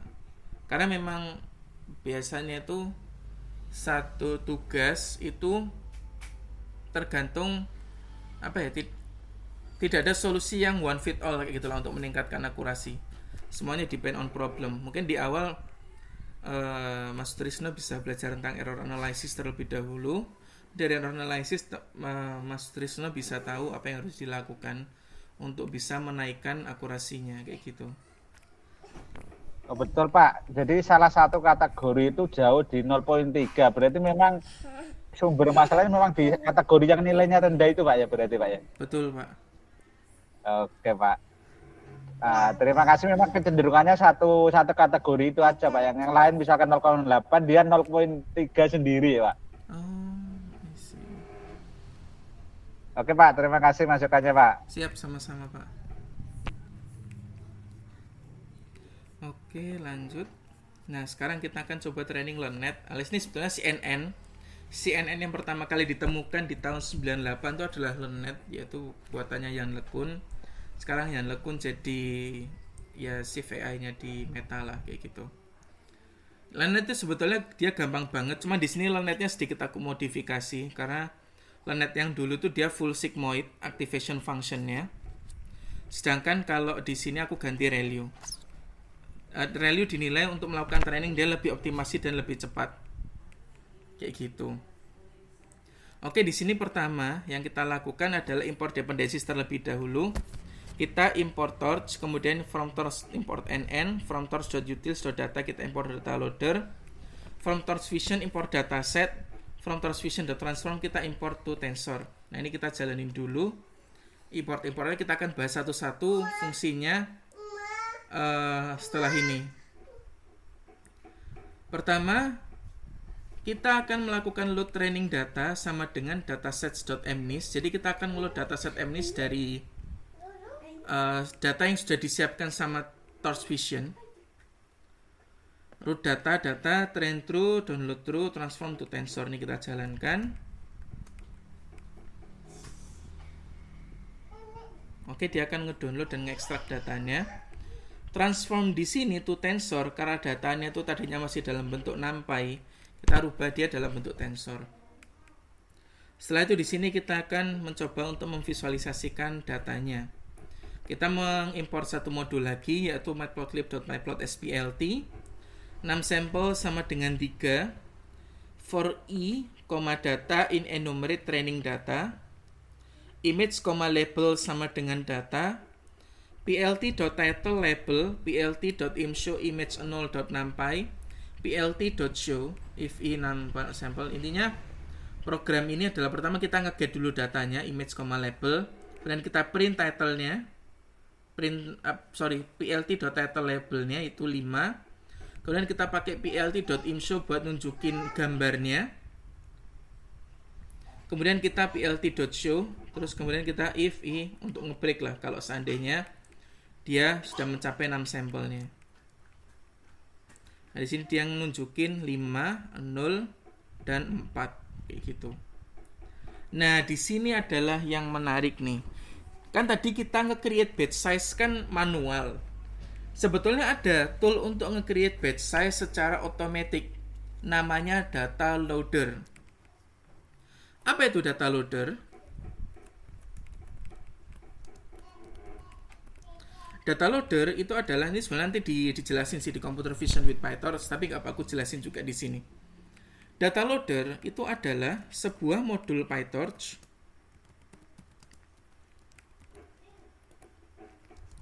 yang berfungsi sebagai data loader atau data loading lah. Data loader dari prosesnya, di mana dia memiliki beberapa fitur, yaitu yang pertama adalah dia bisa melakukan batch secara otomatis. Di dalamnya contoh kita definisikan batch size-nya 32, maka dia akan otomatis melakukan batching ketika di call. Kemudian multi processing, yaitu dia bisa menjalankan proses transformasi data itu secara multi processing. Contoh nih, kita melakukan transformasi data sebanyak 4 core. Contoh di collab ini kalau kita pakai GPU, ini aku harus nyalain GPU-nya dulu. Itu kita cuman sudah nyala data. Kita tuh cuman dikasih 4 core aja. Dikasih 2 core untuk CPU-nya. Jadi kalau kita mendefinisikan 6 worker, ya kita kasih paling tidak maksimal 2. Kayak gitu. Kalau kita contoh nih, kita training di komputer server yang memiliki 4 core, 8 core, ya kita bisa kasih 6 workernya segitu banyak. Terus selain multiprocessing, dia juga memiliki fitur yang namanya random sampling. Jadi kalau seandainya kita bikin aku lupa parameternya, kalau nggak salah random sama dengan true atau random sample sama dengan true, itu nanti dia akan ngeluarinnya tuh secara acak. Jadi supaya model ini tuh tidak mempelajari suatu hal yang berurutan kayak gitu. Jadi dia bisa belajar dengan lebih dinamis lagi. Dan dia sebetulnya ada fitur lagi namanya collate function, yaitu di mana collate function itu adalah sebuah fungsi yang akan dijalankan pada data tersebut ketika data itu dipanggil kayak gitu. Sebenarnya dia masih memiliki beberapa fitur, tapi menurutku 4 fitur itu yang paling penting dari data loader. Contoh ini kita ngebuat data loader, training data, batch size yang kita buat 32, 6 workernya 2. Begitupun juga dengan tes data loadernya. Data loader dikali 6 workers kurang S.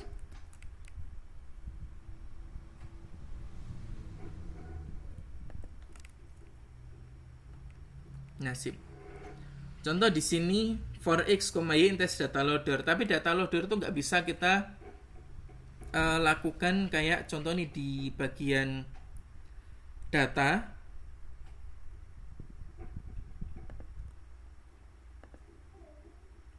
Di bagian training data mungkin masih bisa kita panggil indeksnya gitu ya. Tapi kalau data loader dia nggak bisa, dia nggak mau. Dia cuma mau ngelewatin yang namanya iter untuk bisa ngakses datanya.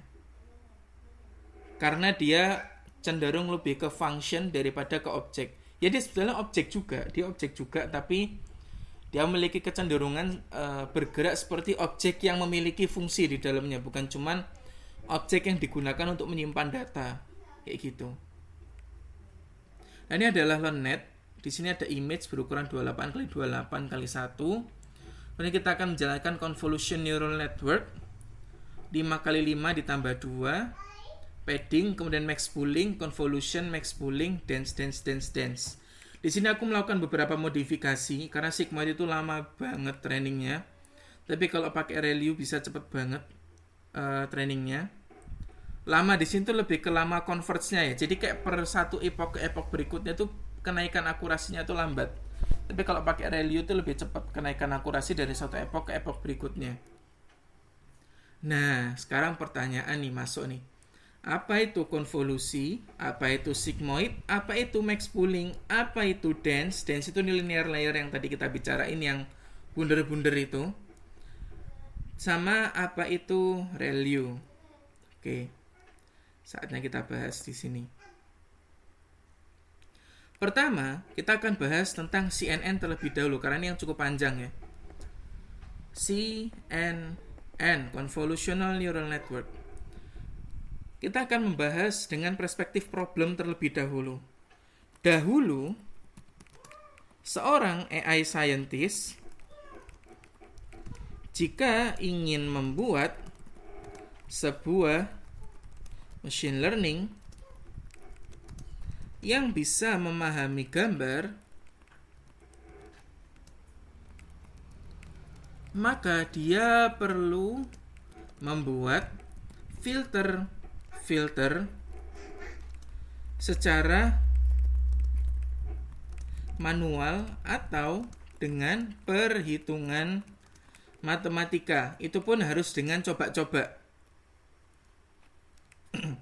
Oke, di mana filter itu bentuknya seperti ini. Kotak dia, contoh 3x3. Nah, ini contoh nih aku kasih value yang aku pernah diajarin sama dosenku. Yaitu kalau kita bikin 0, 0, 0, 1, 1, 1, 0, 0, 0, dan kita jalankan proses konvolusi ke dalam sebuah gambar, maka dia akan mengekstraksi fitur garis horizontal. Tapi kalau kita bikin kernelnya itu 0, 0, 0, 1, 1, 1, 0, 0, 0, maka kita akan mengekstraksi garis vertikal dalam sebuah gambar. Dan dia perlu membuat ini sebanyak mungkin. Filter ini. Oke, kita ada filter, kita ada matrix. Emang proses konvolusi itu ngapain sih? Mungkin kita sedikit mundur lagi ke belakang. Apa itu proses konvolusi? Contoh di sini ada nilai 1, 1, 1, 1, 1, 1, 1, 1, 1. Kemudian di sini ada filter berukuran 2x2, 2, 2, 2, 2. Nah, maka kalau kita ingin melakukan konvolusi, itu pertama dilakukan adalah seperti ini. Kita akan melakukan 1x2 ditambah 1x2 ditambah 1x2 tambah 1x2. Berarti kan outputnya jadi 16 kan? 2 kali 8 itu 8. 2 kali 4 8. Maka dia akan jadi 8. Kemudian kita geser lagi, dia akan jadi 8. Kemudian kita geser ke bawah, dia akan jadi 8 dan dia akan jadi 8. Ini proses konvolusi adalah mengalihkan antara piksel-piksel yang saling bertemu dan menjumlahkannya menjadi satu. Kayak gitu. Kalau seandainya kita kasih padding, maka kita kasih tambahan nilai 0 di sekelilingnya. Harapannya apa? Supaya output dari konvolusinya itu bisa lebih mempertahankan ukuran dari si input image-nya, kayak gitu. Nanti lebih jelasnya akan dijelaskan di Computer Vision with PyTorch. Nah, dari filter ini, scientist tuh harus melakukannya secara manual dengan operasi matematika. Belum lagi harus coba-coba mana yang berhasil dan mana yang enggak. Kadang harus diupdate lagi fitur ekstraktornya. Maka dari itu di sini seorang yang bernama Jan LeCun berpikir gimana kalau kita kasih parameter di filter-filter tersebut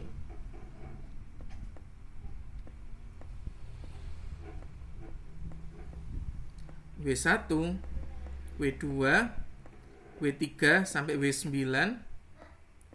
pada setiap filter-filternya, dan kemudian kita lakukan training dan dia diupdate bersama dengan neural network yang lainnya. Jadi dia adalah sebuah fitur ekstraktor yang terupdate seiring berjalannya waktu.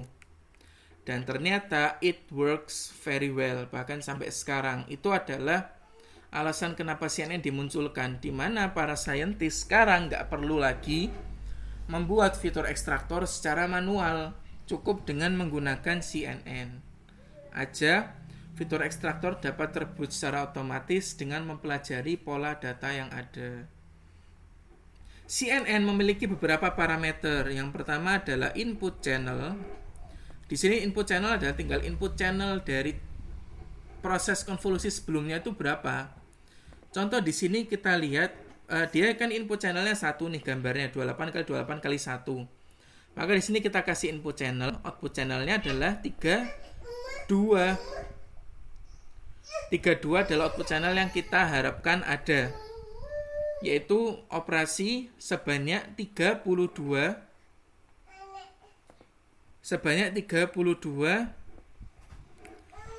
filter kernel yang akan siap untuk mengoperasikan satu buah filter tersebut. Kemudian 5 kali 5 ini adalah kernel size-nya. Kalau kernel size-nya 5 kali 5 berarti ukuran filternya bukan 3 kali 3 tapi 5 kali 5.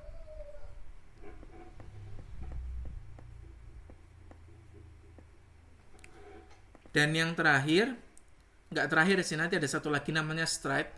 Kemudian ada yang namanya padding. Padding seperti yang aku jelasin, kalau dia nilai paddingnya 1, maka dia akan memberikan bingkai 0 sebanyak 1 ke sekeliling gambarnya. Kalau paddingnya 2, berarti dia akan memberikan 2 bingkai 0 di sekeliling input dari operasi konvolusi tersebut. Dan yang terakhir adalah stride. Stride itu adalah berapa banyak lompatan yang terjadi dalam satu kali proses konvolusi. Contoh kalau stride-nya 1 nih, dia akan geraknya kayak gini.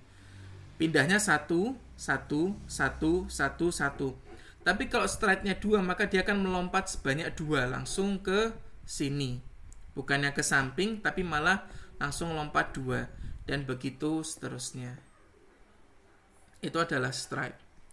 Nah, sebagaimana kita membuat modul tadi, ini caranya sama. Pertama kita buat kelas LearnNet, menginherit nn.module, kemudian kita panggil konstruktor orang tuanya, kita definisikan input channel, num class. Pertama kita bikin fitur ekstraktornya dulu dengan conv2d maxpool ReLU, conv2d maxpool ReLU dengan input channel 1, 32, kemudian 32 ke 64. Nah, sekarang saatnya kita membahas tentang activation function. Sigmoid ini mungkin biar simple aja ya. Sigmoid itu intinya adalah merubah nilai yang tadinya itu bernilai mungkin minus infinity sampai infinity itu menjadi dari 0 sampai 1. Itu tugasnya sigmoid. Untuk detail functionnya sendiri itu sigmoid itu rumusnya seperti ini, yaitu 1 per E pangkat minus Z, di mana Z itu adalah inputnya. Kayak gitu. Kalau ReLU itu semudah fungsi dari max. ReLU itu sama dengan max 0, x. Jadi kalau dia nilainya di bawah 0, maka dia akan jadi 0. Tapi kalau nilainya di atas 0, maka yang dipakai adalah x-nya. Itu adalah ReLU, Rectified Linear Unit, kepanjangannya. Nah itu, kalau max pooling itu sesimpel dia, contoh ada nilai 1, 2, 3, 4, 3, 4, 7, 8. Contoh di sini kita bikin max pooling dengan kernel 2 kali 2 dan kita buat dia stride-nya 1. Maka yang terjadi adalah di sini kita ambil max-nya, dia akan jadi dapat 4. Kemudian kita geser 2, 3, 4, 7. 7. Kita geser lagi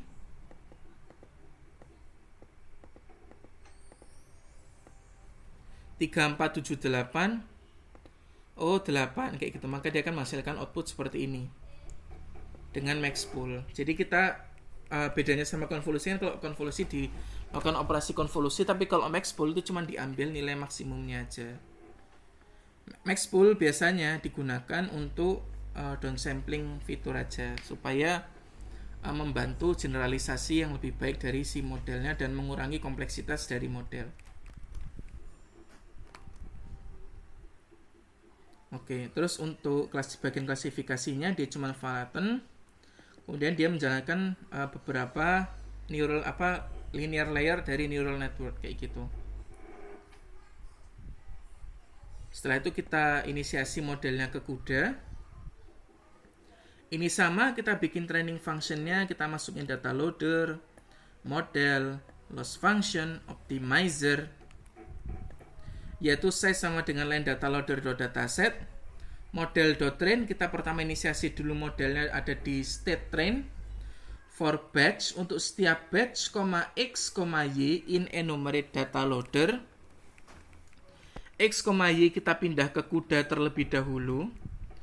Kemudian kita jalankan prediksi, kita hitung loss, kemudian optimizer.zeroGrad, loss.backward, dan optimizer.step.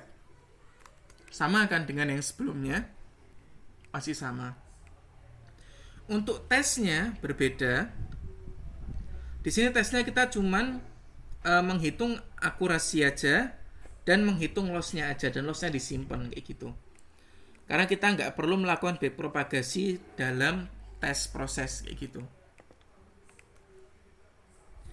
Nah, ini contoh kita bikin epochnya 10 aja.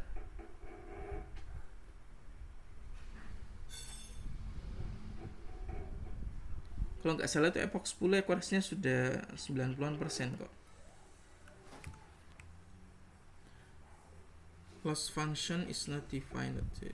Oh ya. Yeah.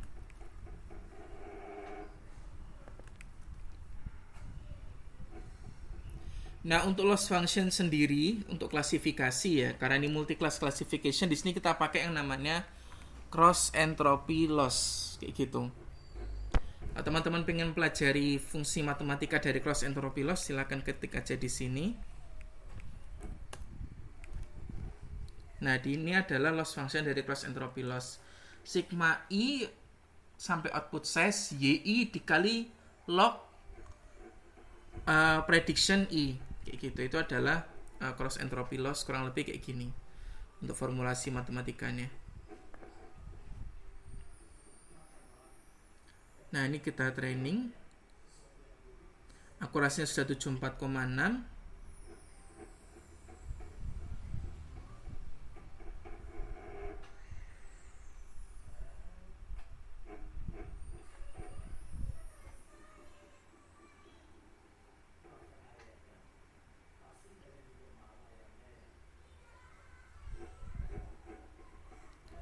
Oke, ini tentang training CNN dan pengenalan CNN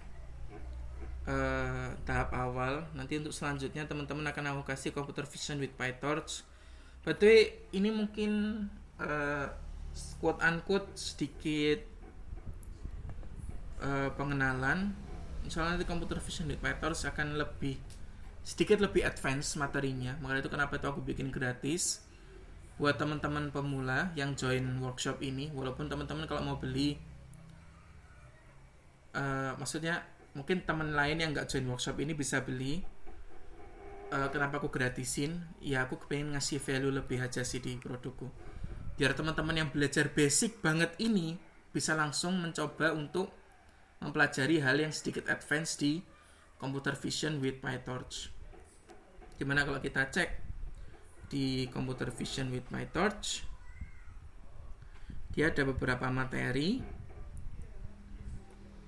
yaitu PyTorch useful function and training with dummy dataset. Ini yang tadi kita bahas. Sorry, salah.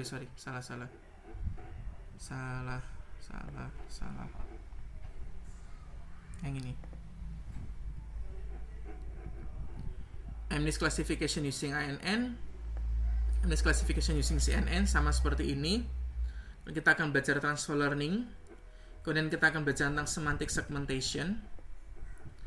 belajar tentang text recognition dan advanced topic. Tapi advanced topic ini sebetulnya hanya nambah bumbu aja dari segi produk aja sih, biar lebih orang-orang lebih tertarik. Untuk orang-orang yang sudah belajar engineering cukup setahun mungkin pengen beli course ini, ada 2 topik tambahan inilah untuk biar mereka tertarik untuk membeli. Tapi sebenarnya teman-teman mungkin belajarnya yang ini aja dulu.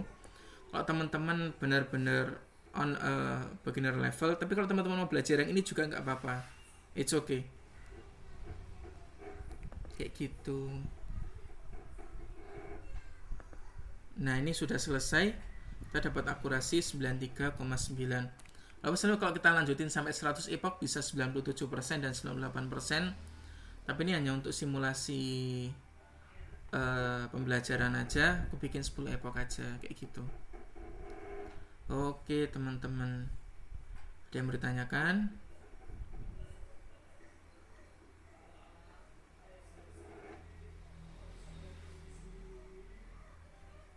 Oh, Mas Din Ibrahim baru join. Mas, mungkin sudah dari tadi ya join, lebih tepatnya aku baru nyadar. Ini aku bagikan 3 buah link. Yaitu link yang pertama adalah link Telegram group untuk join komunitas kami. Kemudian ada material link, yaitu link untuk materi yang dibahas pada workshop kali ini. Dan ada link absensi, silakan diisi nama lengkap untuk kebutuhan sertifikasi. Monggo ada yang bertanyakan?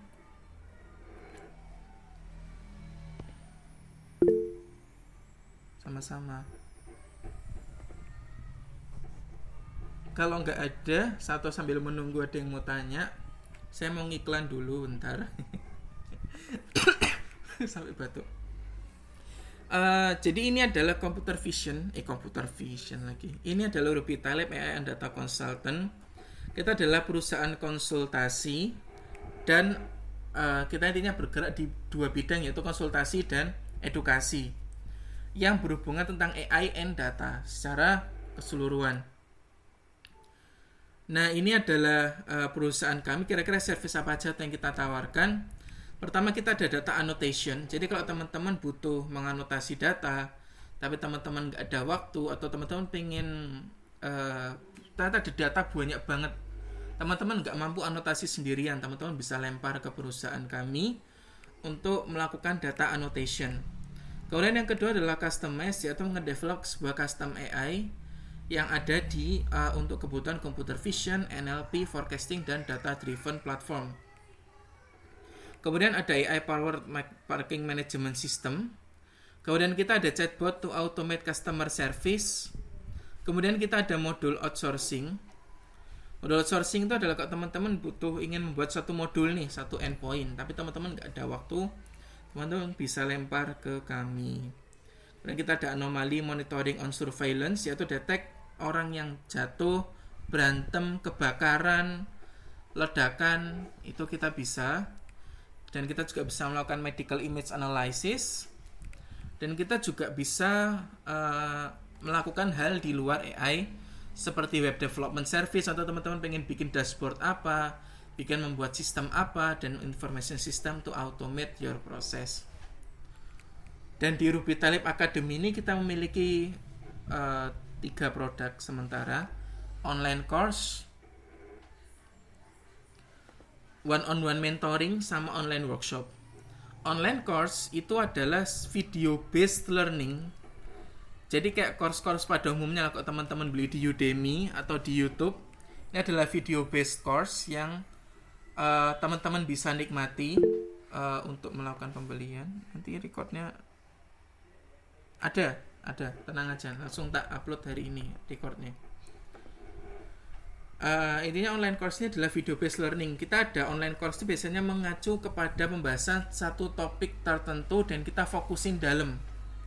Sama selain itu juga kita ada portfolio course, yaitu dimana kita bersama-sama membangun satu buah proyek kecil bersama-sama. Contoh di sini ada Telegram chatbot for e-commerce purpose dan software engineering for face recognition system, dimana kita nggak cuma ngerjain AI-nya doang, tapi kita juga ngerjain dari segi software engineering aspeknya juga, kayak gitu. Dan yang kedua ada one-on-one mentoring. Ini kayaknya di websitenya belum ada. Maksudnya belum ada layoutnya. Oh, ada ternyata. Users can consult directly with us regarding problem, business operational optimization, technology research, atau learning about implementation of artificial intelligence. Jadi ke teman-teman bisa dapat one-on-one mentoring secara eksklusif langsung. Contoh teman-teman butuh melakukan yang namanya riset nih, riset tesis, disertasi, atau riset dalam pengembangan produk. Teman-teman bisa one-on-one mentoring dengan kami. Nanti mentornya bisa dengan saya atau beberapa mentor di perusahaan kami, kayak gitu. Untuk mempelajari sesuatu hal atau mungkin mengkonsultasikan tentang bisnisnya, kayak gitu. Mungkin di tahap awal itu kita bisa kasih gratis untuk kayak konsultasi dari problemnya apa, baru nanti ke depannya tinggal untuk pilih paketnya mau pilih paket yang mana kalau seandainya memang dibutuhkan yang panjang. Biasanya sih untuk klien-klienku adalah tesis sama disertasi, tapi kalau klien engineer juga ada. Sama yang terakhir adalah online workshop, yaitu online workshop yang kita jalankan tiap minggu sekali, di mana kita akan membahas satu hal secara umum, intinya kayak sebagai intro lah terhadap satu hal tersebut, dan itu bisa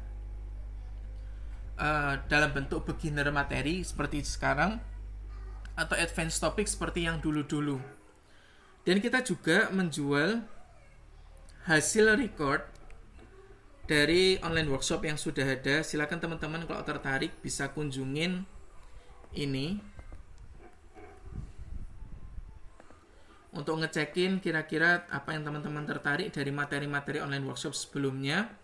Kira-kira teman-teman pengen purchase yang mana. Insya Allah tiap 5 workshop sekali kita akan update untuk recordingnya di website kita, kayak gitu. Dan teman-teman kalau beli 5 sekaligus kan persatuannya 150.000. Tapi kalau teman-teman beli 5 sekaligus, kita ada paket bundling diskon sampai 33%, yang tadinya 750.000 jadi cuma 500.000 aja kalau teman-teman beli, dan teman-teman dapat sertifikat plus materi dari masing-masing online workshop ini, dari customize your YOLO V8 for your own research purpose. Jadi kita bisa nge-custom YOLO V8 kita, deploy your machine learning model on Docker using GCP, MLOps with MLflow, deploy your machine learning model using AWS, dan yang terakhir adalah serve your computer vision model using C++ dengan Onyx, OpenCV, sama Crow, kayak gitu. Dan ini mungkin portofolio dari kita. Kalau portofolio sih lebih ke consulting ya, lebih ke project. CEO profile, di sini ada diri saya pribadi. Innovative excellence, proven track record, expertise and leadership. Untuk pengalamanku sendiri, aku pernah jadi tutor coding, aku pernah jadi head of AI juga, pernah jadi senior AI engineer, pernah jadi AI engineer, jadi AI full stack engineer dan software engineer, kayak gitulah.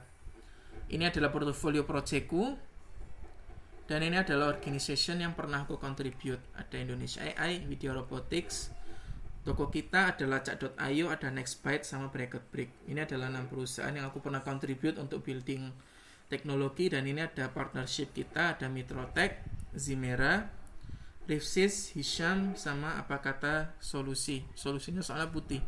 Jadi kalau nggak salah cuma apa kata doang deh. Sama ini ada beberapa open source yang aku sudah contribute, ada Ivy, VectorDB, sama 3D Torch Vision. Kalau teman-teman kepengen nge-follow GitHub saya, silakan follow aja github.com/rubytalib33.